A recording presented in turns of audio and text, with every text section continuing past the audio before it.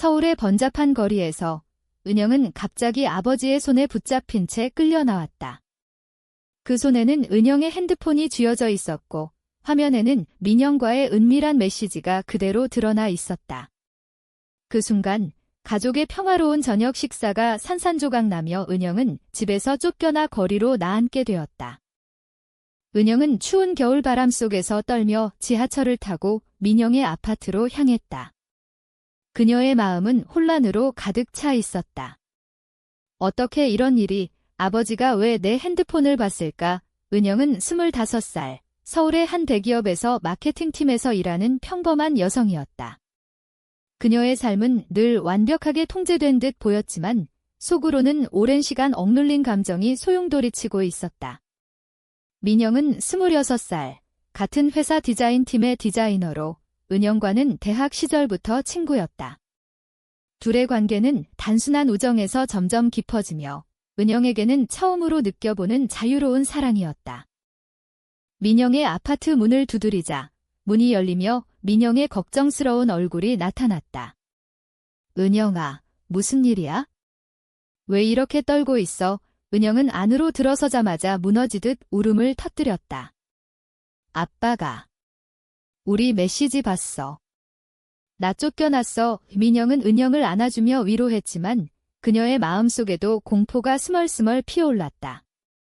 한국 사회에서 이런 사랑은 여전히 금기였다.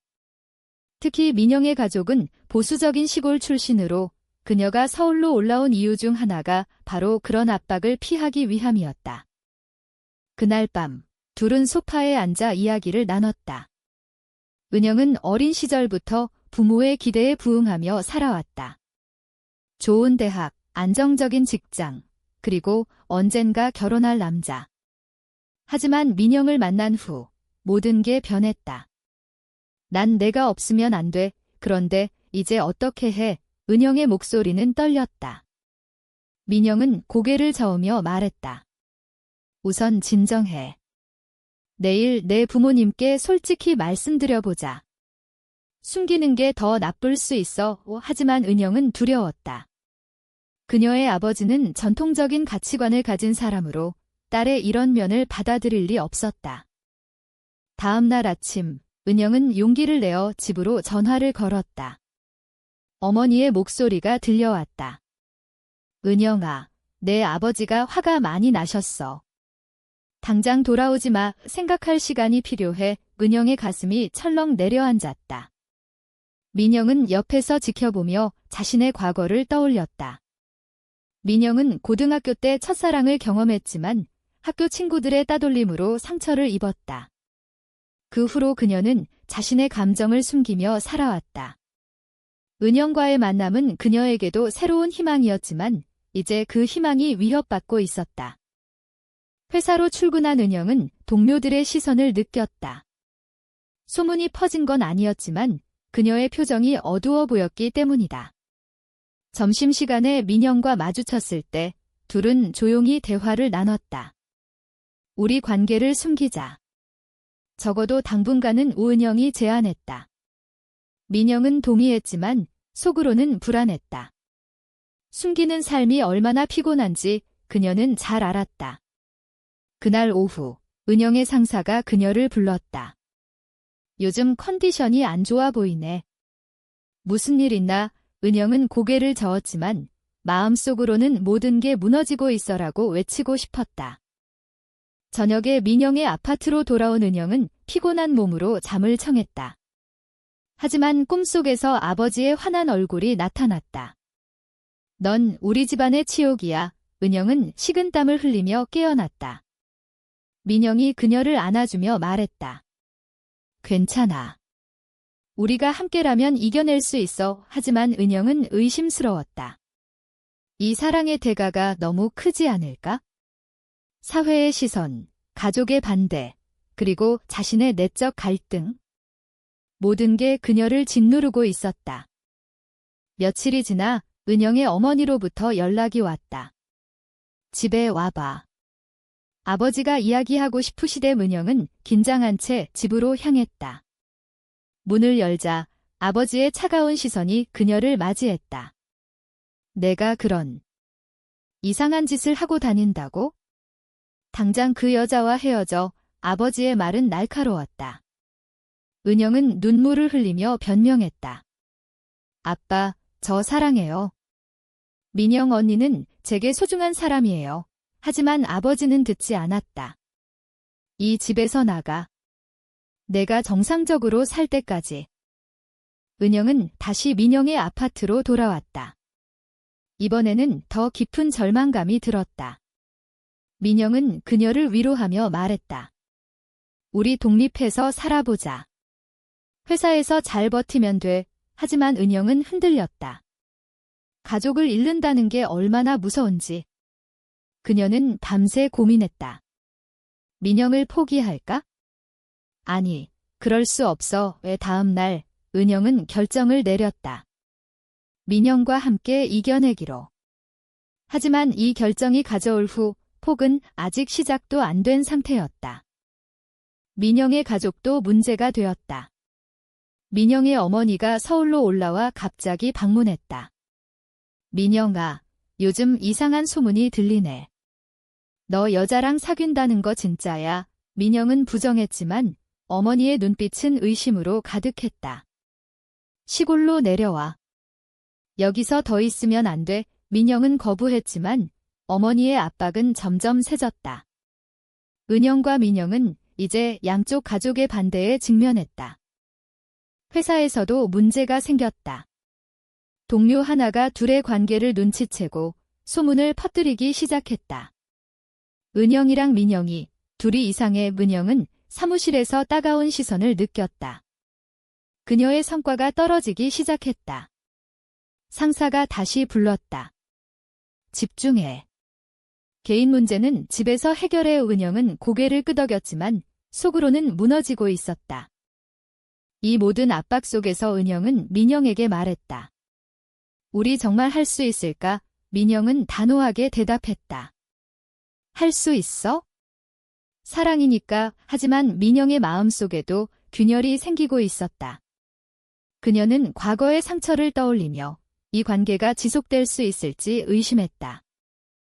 은영은 민영의 아파트에서 생활을 시작했다.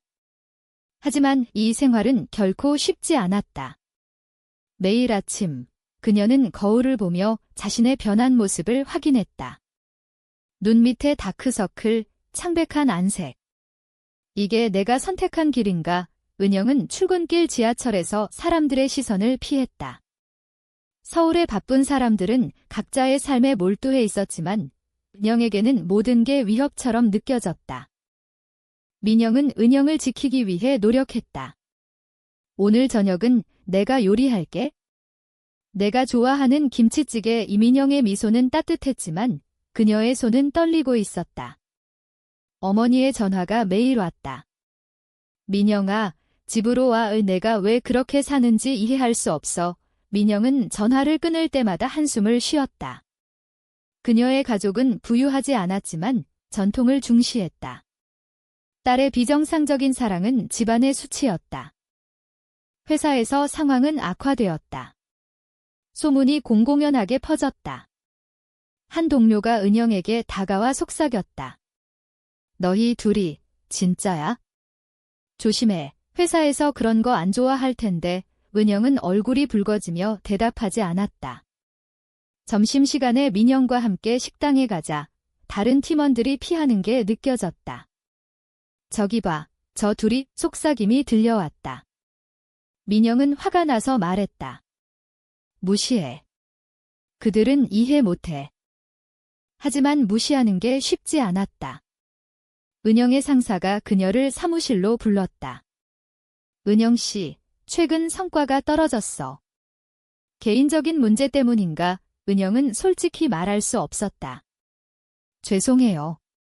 더 열심히 할게요. 상사는 고개를 끄덕였지만 눈빛은 차가웠다. 퇴근 후 은영은 민영에게 털어놓았다. 나 일 그만둘까 봐. 소문 때문에. 민영은 안아주며 말했다. 그럴 일 없어? 우리가 강해지자. 그날 밤 은영의 옛 친구 지은이 연락했다. 은영아, 너 요즘 어때? 소문 들었어. 괜찮아. 은영은 만나기로 했다. 카페에서 지은은 걱정스러운 표정으로 말했다. 너 정말 민영이랑? 그건 잘못된 선택이야. 사회에서 살아남기 힘들어. 은영은 화가 치밀었다. 왜 잘못됐어? 난 행복해. 지은은 고개를 저었다. 가족은? 미래는? 아이는 어떻게 할 거야? 은영은 대답하지 못했다. 지은의 말은 그녀의 내적 갈등을 자극했다. 집으로 돌아온 은영은 민영에게 그 이야기를 했다. 민영은 분노했다. 그런 친구는 끊어. 우리를 이해하지 못하니까. 하지만 은영은 고민했다. 지은 말이 맞을까? 미래가 없을까? 그 밤, 둘은 처음으로 다퉜다. 너도 포기할 거야? 나처럼. 민영의 목소리가 날카로웠다. 은영은 울며 말했다. 아니, 그냥 무서워. 화해는 했지만 균열은 남았다. 다음 주, 민영의 어머니가 다시 서울로 왔다. 아파트 문을 두드리며 소리쳤다. 민영아, 문 열어.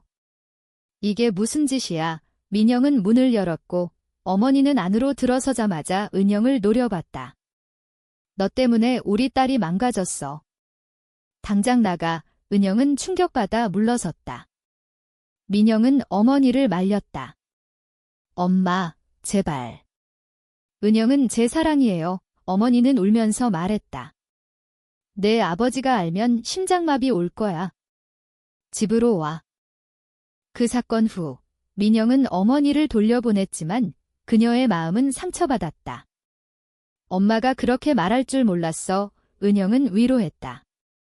우리 함께 이겨내자. 하지만 민영은 점점 지쳐갔다. 그녀는 자신의 블로그에 익명으로 글을 썼다. 사랑의 대가는 너무 크다. 가족을 잃는 게 맞을까? 그 글은 우연히 은영이 보게 되었다. 은영은 충격받았다. 민영이도 흔들리고 있어? 회사에서 더 큰 문제가 터졌다. 인사팀에서 은영을 불렀다. 회사 이미지에 해가 될 수 있는 소문이 있어? 조심해. 은영은 눈물이 날 뻔했다. 퇴근 후 그녀는 민영에게 말했다. 우리 헤어질까? 이게 너무 힘들어. 민영은 놀라며 말했다. 안 돼. 그게 무슨 소리야? 하지만 은영의 눈에는 결의가 서렸다. 그녀는 첫 번째 배신을 생각하고 있었다. 그 주말, 은영은 부모님 집으로 갔다. 아버지는 여전히 화가 나 있었지만 어머니가 중재했다. 은영아, 그 여자와 헤어지면 용서할게. 은영은 고개를 숙였다. 네, 헤어질게요. 집으로 돌아온 은영은 민영에게 전화를 걸었다. 미안해. 우리 그만하자. 민영의 목소리가 떨렸다. 왜? 우리가 왜? 은영은 울며 끊었다. 민영은 혼자 남아 절망했다. 그녀는 은영의 배신에 상처받았지만 이해했다. 압력이 너무 컸다. 하지만 이 선택은 새로운 갈등을 불러일으켰다. 민영은 회사에서 은영을 피하기 시작했다. 은영은 죄책감에 시달렸다. 내가 잘못한 걸까? 은영은 부모님 집으로 돌아온 후 일상이 안정된 듯 보였다. 하지만 속으로는 공허함이 가득했다. 매일 아침 그녀는 민영의 빈자리를 느꼈다. 회사에서 민영을 마주칠 때마다 가슴이 아팠다. 민영은 차갑게 인사만 하고 지나갔다. 내가 왜 그랬을까? 은영은 후회했다. 민영은 혼자 사는 삶에 적응하려 애썼다. 그녀는 새로운 취미를 찾았지만 마음의 상처는 치유되지 않았다. 친구들에게 털어놓았지만 잊어버려. 그게 나아라는 말만 돌아왔다. 민영은 사회의 편견을 뼈저리게 느꼈다. 왜 우리의 사랑은 받아들여지지 않을까? 한 달 후 회사 프로젝트로 은영과 민영이 같은 팀에 배정되었다.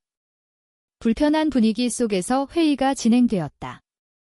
은영이 아이디어를 제안하자 민영은 반대했다. 그건 효과 없을 거예요. 은영은 상처받았지만 참았다. 회의 후 민영은 은영을 따로 불렀다. 왜 헤어지자고 했어? 진심이었어. 은영은 눈물을 글썽이며 말했다. 압력이 너무 컸어. 미안해. 그 대화는 둘의 감정을 다시 불붙였다. 민영은 다시 시작하자고 제안했다. 하지만 은영은 망설였다. 가족이 민영은 집어낸 숨기지 말고 맞서자고 말했다. 은영은 동의했다. 둘은 다시 관계를 시작했다. 하지만 이번엔 더 조심스러웠다. 가족의 압력은 여전했다. 은영의 아버지가 회사에 찾아왔다. 내가 다시 그 여자와 엮인 거 알아. 그만둬. 은영은 충격받았다. 어떻게 아셨어요? 아버지는 친구가 봤대라고 말했다. 은영은 화가 나서 말했다. 아빠, 제 3이에요. 아버지는 집안 망신이야 라고 소리쳤다. 민영의 쪽에서도 문제가 생겼다. 그녀의 오빠가 서울로 와서 너 때문에 엄마가 아프시대. 그만해 라고 압박했다. 민영은 내 선택이야 라고 맞섰다. 오빠는 사회에서 버틸 수 있겠어 라고 비아냥거렸다. 민영은 상처받았지만 포기하지 않았다. 회사에서 소문이 다시 퍼졌다. 이번엔 더 악의적이었다. 둘이 다시 붙었대. 진짜 이상해. 은영은 동료들의 따돌림을 느꼈다. 프로젝트가 실패할 뻔했다. 상사가 개인 문제로 일에 지장 주지 마라고 경고했다. 은영은 스트레스로 건강이 악화되었다. 병원에서 스트레스성 위염 진단을 받았다. 민영은 은영을 돌봤다. 병원 갈래? 은영은 괜찮아 라고 했지만 약해져 있었다. 그날 밤 둘은 깊은 대화를 나눴다. 우리 왜 이렇게 힘들까? 은영의 물음에 민영은 사회가 변하지 않았으니까. 하지만 우리가 변화를 만들 수 있어 라고 말했다. 은영은 감동받았지만 여전히 두려웠다. 다음 날 은영의 어머니가 은영을 찾아왔다. 아버지가 화나셨어. 하지만 난 내가 행복하면 돼. 어머니의 말은 은영에게 희망을 주었다. 하지만 아버지는 여전히 반대했다. 은영은 어머니를 통해 설득하려 애썼다. 민영은 자신의 가족과 대면하기로 결심했다. 시골로 내려가 어머니를 만났다. 엄마, 저 동성애자예요. 은영을 사랑해요. 어머니는 충격받아 울었다. 왜 그렇게 됐어? 치료받아 이민영은 이건 병이 아니에요 라고 설명했다. 하지만 어머니는 듣지 않았다.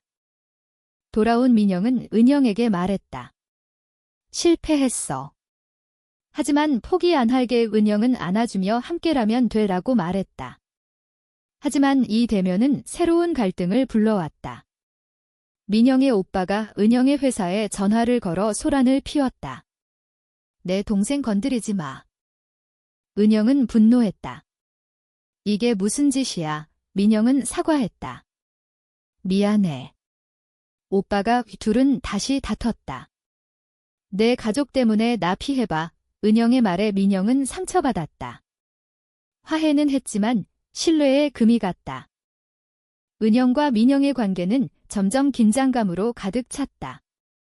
회사에서 프로젝트가 마무리되자 상사가 은영을 승진 후보에서 제외했다. 최근 컨디션이 안 좋아서 은영은 소문 때문임을 알았다. 그녀는 민영에게 털어놓았다. 나 때문에 내 인생도 망가질까 봐. 민영은 그런 소리 말라고 했지만 속으로는 동의했다.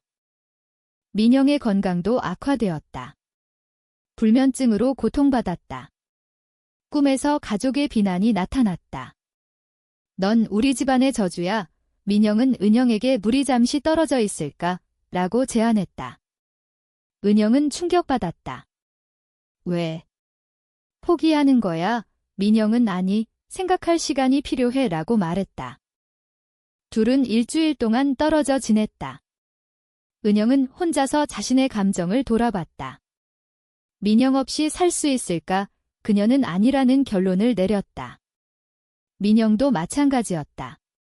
그녀는 LGBT 커뮤니티 모임에 참석했다. 그곳에서 비슷한 경험을 공유하는 사람들을 만났다. 포기하지 마, 싸워. 그 말은 민영에게 힘을 주었다. 재회한 둘은 더 강해졌다. 이번엔 끝까지 가자. 하지만 현실은 하워시했다. 은영의 아버지가 병이 났다. 어머니가 내가 스트레스 줘서 그래라고 비난했다. 은영은 죄책감에 시달렸다. 병원에서 아버지를 만난 은영은 미안해요 라고 말했다. 아버지는 내 선택을 존중할게. 하지만 이해 못해 라고 말했다. 은영은 눈물 흘렸다. 민영의 가족도 변화의 조짐을 보였다. 어머니가 편지를 보냈다. 생각해봤어. 내가 행복하면 돼. 하지만 오빠는 여전히 반대했다. 민영은 오빠와 대면했다. 형, 제발 이해해줘. 오빠는 사회가 너를 받아줄까? 라고 물었다. 민영은 변화는 우리부터 라고 대답했다. 회사에서 큰 사건이 터졌다. 동료가 공개적으로 둘을 비난했다. 이런 사람들이 회사에 있으면 안 돼. 은영은 인사팀에 신고했다. 회사 측은 조사하겠다라고 했지만 느렸다. 민영은 퇴사하자. 다른 곳에서 시작해라고 제안했다. 은영은 고민 끝에 퇴사했다. 새로운 직장을 찾았지만 면접에서 개인 생활은 이라는 질문을 받았다. 은영은 솔직히 말하지 않았다. 민영도 퇴사하고 프리랜서로 전환했다. 자유로워졌어. 하지만 수입이 불안정했다. 둘은 작은 아파트로 이사했다. 생활은 힘들었지만 행복했다. 하지만 사회의 시선은 여전했다. 이웃들이 수근거렸다. 저 집에 여자 둘이 살아. 은영은 무시하려 애썼다. 한날 옛 친구 지은이 다시 나타났다. 너희 아직도 위험해. 지은은 은영에게 남자 소개할게 라고 말했다. 은영은 거부했다. 하지만 지은은 민영에게 은영의 과거 연애사를 퍼뜨렸다. 민영은 상처받았다.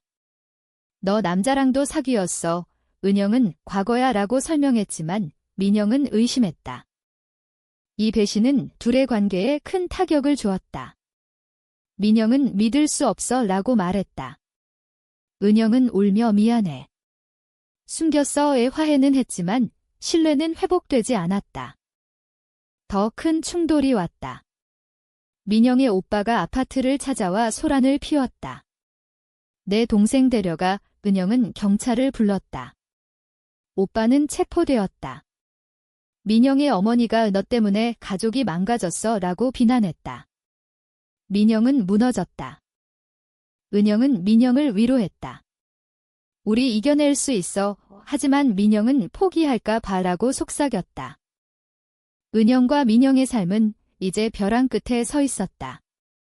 오빠 사건 후 민영은 가족과 단절했다. 엄마, 미안해. 하지만 제3이에요. 어머니는 울며 달았어. 조심해 라고 말했다. 은영의 가족도 서서히 변화했다. 아버지가 내 행복이 중요해 라고 인정했다. 하지만 완전한 수용은 아니었다. 둘은 새로운 시작을 했다. 프리랜서로 일하며 LGBT 권익 단체에 참여했다. 모임에서 비슷한 사람들을 만나 위안을 얻었다. 너희처럼 강한 커플 보기 좋아. 그 말은 힘을 주었다. 하지만 사회의 벽은 높았다. 한 프로젝트에서 클라이언트가 개인 생활 때문에 거부라고 말했다. 은영은 분노했다. 이게 21세기 한국인가? 민영은 변화는 천천히 와라고 위로했다. 개인적으로도 갈등이 있었다. 은영은 아이를 원했다. 우리 가족 가질 수 있을까? 민영은 입양이나 대리모라고 제안했지만 현실은 어려웠다. 한국 법은 동성 커플을 인정하지 않았다. 은영은 절망했다. 이 사랑의 한계인가? 민영은 자신의 내적 투쟁을 털어놓았다. 과거에 상처받아서 불신했어. 미안, 은영은 이제 믿어라고 말했다. 둘은 상담을 받기로 했다. 상담사는 커뮤니케이션이 중요해라고 조언했다. 고조되는 긴장 속에서 큰 사건이 발생했다. 민영이 교통사고를 당했다. 병원에서 은영은 가족처럼 대우받지 못했다. 가족만 면회 가능한 은영은 울며 항의했다. 저는 그녀의 파트너예요. 결국 허락받았지만 이 사건은 사회의 차별을 실감케 했다. 민영이 회복된 후 둘은 결혼식을 올리기로 했다. 비공식적이지만 친구들 앞에서 영원히 함께할게의 서약은 감동적이었다. 하지만 가족은 오지 않았다. 시간이 지나 둘의 삶은 안정되었다. 은영은 새로운 직장에서 성공했다. 민영은 디자인 스튜디오를 열었다. 사회의 시선은 여전했지만 무시할 수 있게 되었다. 그러나 완벽한 행복은 아니었다. 은영은 가끔 가족을 그리워했다. 민영은 과거의 상처를 떠올렸다. 둘은 서로를 지탱하며 살았다. 이야기의 끝에서 은영은 민영에게 말했다. 우리의 선택이 옳았어. 민영은 미소 지었다. 응, 대가를 치렀지만. 이 사랑의 여정에서 은영과 민영은 많은 것을 잃었지만 더 많은 것을 얻었다. 자유, 진정한 자아, 그리고 서로. 하지만 한 가지 질문이 남는다. 동성애가 사회의 편견을 이길 수 있는가? 아니면 영원한 투쟁인가?